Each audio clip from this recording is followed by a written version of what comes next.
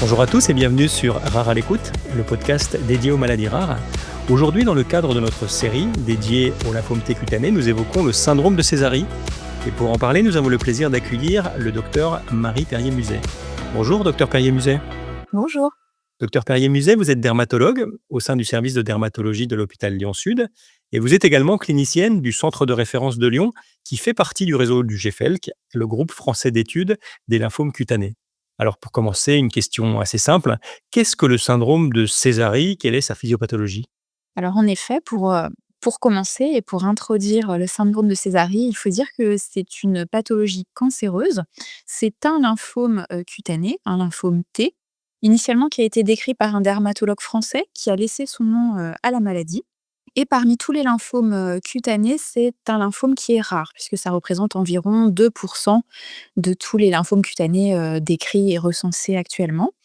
Par contre, il appartient, au groupe, des lymphomes cutanés plutôt de mauvais pronostic, puisqu'il est estimé environ que, la survie à 5 ans des patients atteints par un syndrome de Sézary est d'environ 36. Alors historiquement, et traditionnellement, le syndrome de Sézary, il est décrit par une triade, symptomatique.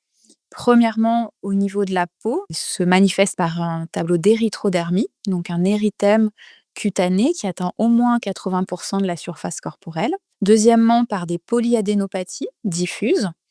Et puis troisièmement, par une atteinte sanguine avec la présence de cellules lymphocytaires tumorales circulantes dans le sang du patient. Ce sont les fameuses cellules de Sézary. Morphologiquement, ce sont des cellules suspectes, de grandes cellules au noyau lobulé, on dit classiquement au noyau cérébriforme. Alors la physiopathologie de la maladie n'est pas entièrement connue. En fait, les cellules tumorales, on sait qu'elles sont porteuses de nombreuses mutations génétiques complexes qui vont affecter le contrôle du cycle cellulaire, l'apoptose, les voies de signalisation lymphocytaire, les voies de réparation de l'ADN, la régulation épigénétique, entre autres. Et on ne connaît pas de facteurs de risque ou de facteurs favorisants qui favorisent le déclenchement du syndrome de Sézary. On peut aussi signaler que du fait de la maladie, les patients atteints ont une immunité cellulaire qui est déficiente. Donc, c'est des patients qui sont à plus haut risque infectieux, notamment des surinfections cutanées, mais de façon plus large, des infections qui peuvent être pulmonaires ou des infections opportunistes. Et quand le suspecter ce syndrome de Sézary, quels sont les signes d'alerte? Alors généralement, les symptômes d'alerte, les premiers symptômes sont des symptômes cutanés, dermatologiques, notamment un prurite persistant qui peut être très sévère, l'atteinte cutanée qui se voit, j'en ai parlé, une érythrodermie, mais également des desquamations très importantes, une frilosité importante, une alopécie, des ectropions, des kératodermies palmoplantaires, qui sont des signes évocateurs. Mais il faut dire que parfois, quand le tableau est débutant, les signes cliniques, les signes dermatologiques peuvent être aspécifiques, peu spécifiques. Ça peut se manifester comme une dermatose eczématiforme, traînante, une dermatite atopique, inhabituelle qui répondrait mal au traitement habituel. On peut aussi avoir des petits signes d'alerte, biologiques, mais qui sont beaucoup plus inconstants, comme une hyperéosinophilie ou des LDH augmentés. Comme, le tableau clinique initialement est peu spécifique, on est souvent amené à répéter les examens diagnostiques pour avoir le plus d'éléments possible en faveur du diagnostic. Parfois, au tout début, on a, des examens qui sont faussement négatifs et en les refaisant, dans le temps, on peut parfois, améliorer la sensibilité diagnostique. Alors justement, en cas de tableau évocateur, comment le faire, ce diagnostic? Alors on va du coup expertiser, tout d'abord l'atteinte cutanée en réalisant des biopsies. Histologiquement, on va pouvoir observer un infiltrat de lymphocytes atypiques qui sont répartis, en bandes sous, l'épiderme. Ça ressemble aux constatations histologiques qu'on peut voir dans un autre lymphome cutané qui est le mycosis fungoïde qui est beaucoup plus fréquent. Ces lymphocytes, ils sont, atypiques, ce sont des lymphocytes T, CD4+ le plus souvent et ils ont des pertes des marqueurs antigéniques T classiques par ailleurs. Ils expriment, souvent le PD-1. On fait également des techniques moléculaires pour regarder si, ces cellules sont clonales. Est-ce qu'on retrouve un clone, T identifié? On va aussi, rechercher une polyadénopathie par une palpation ganglionnaire et souvent de l'imagerie comme un scanner et on cherche des adénopathies de plus de 15 millimètres qui vont guider la réalisation éventuelle de biopsies ganglionnaires où on retrouvera une infiltration par les cellules de Sésarie dans le ganglion. Et enfin, on va faire un bilan sanguin à la recherche de cellules de Sésarie circulantes en faisant un immunophénotypage par la technique de cytométrie en flux. On retrouve dans le cas d'un syndrome des Sésaries une population lymphocytaire circulante aberrante, heu, qui est CD3+, CD4+, avec des pertes antigéniques, notamment CD7 et CD26. On a des seuils fixés pour pouvoir retenir formellement une atteinte sanguine du syndrome de Sésarie. Quand on identifie une population cellulaire circulante atypique, anormale, on va voir si ces cellules sont clonales, si on identifie un clone dans le sang, et on comparera à celui qu'on aura éventuellement retrouvé dans la peau, qui doit être le même dans le cadre d'un syndrome de Sésarie. Et tous ces éléments vont permettre de poser le diagnostic. Donc c'est un faisceau d'éléments au niveau de la peau, des ganglions et du sang. Et ça permet d'établir le stade et le grade de la maladie. Alors une fois le diagnostic effectué, quels sont les objectifs du traitement, pour ces patients qui sont touchés par un syndrome de Sézary et où est-ce qu'ils sont pris en charge? Alors, les objectifs du traitement, c'est de soulager les symptômes, donc diminuer le prurite, l'atteinte cutanée, pour obtenir la meilleure qualité de vie possible.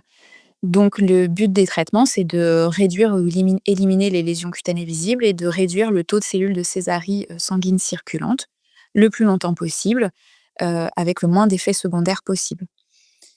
Quand on suspecte un syndrome de Sésarie, on peut adresser son patient à un dermatologue, un premier dermatologue de recours qui pourra réaliser une première partie du bilan diagnostique et qui pourra ensuite adresser un centre de référence pour compléter les examens, puisque certains examens ne sont pas pris en charge en médecine de ville. Ou alors, si la suspicion est très forte, on peut aussi adresser directement au centre de référence, donc les services appartenant, participant au réseau GFELC dont vous avez parlé plus, plus tôt.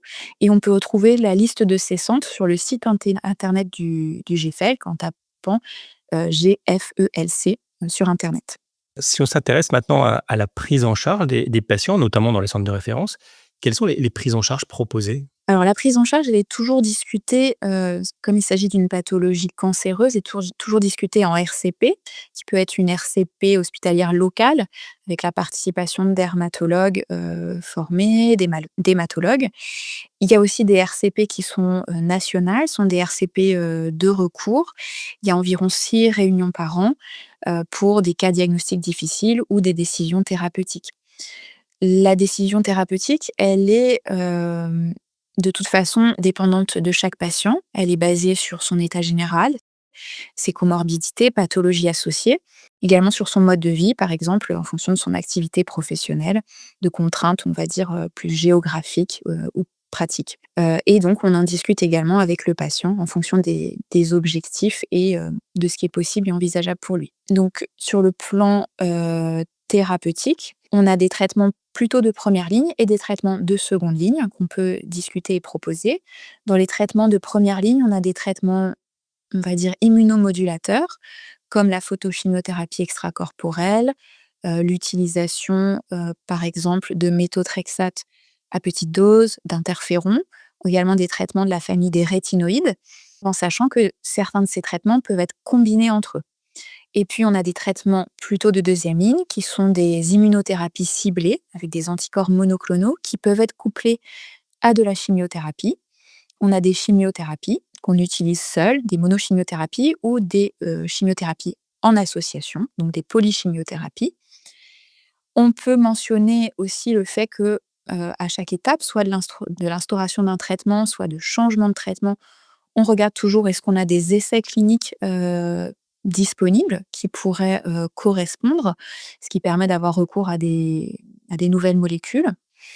Et puis également la possibilité, dans certaines situations bien sélectionnées, de discuter le recours à une allogreffe de cellules souches hématopoïétiques, notamment pour des patients, jeunes chez qui on réussit à obtenir une très bonne réponse avec les traitements, sachant que cette greffe, c'est actuellement la seule option thérapeutique qui permet, d'espérer obtenir une réponse complète sur le long terme et d'être curatif. C'est très clair.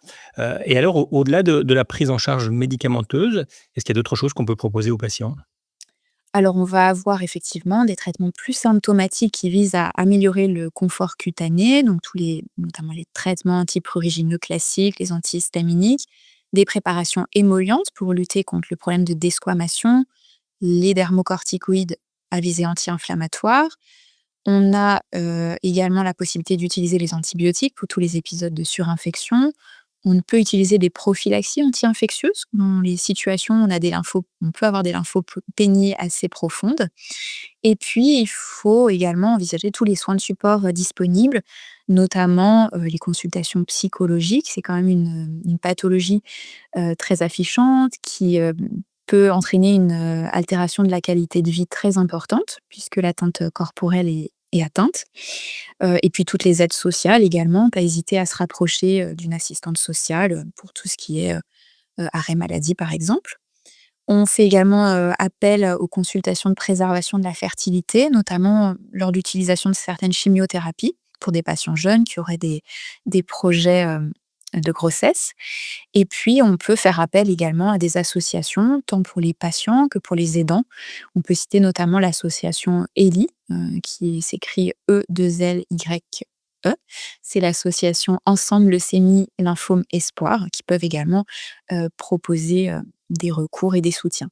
Pour conclure, docteur Verrier-Muset, quel suivi leur proposer à ces patients? Alors, ce sont des patients qui vont être suivis en secteur hospitalier, auprès de leur dermatologue référent, en lien avec le réseau GFELC. Et la plupart des traitements, une grande majorité des traitements pour le syndrome de Sézary sont des traitements qui sont administrés à l'hôpital. Donc, le suivi se fait à l'hôpital en même temps que la prise en charge thérapeutique.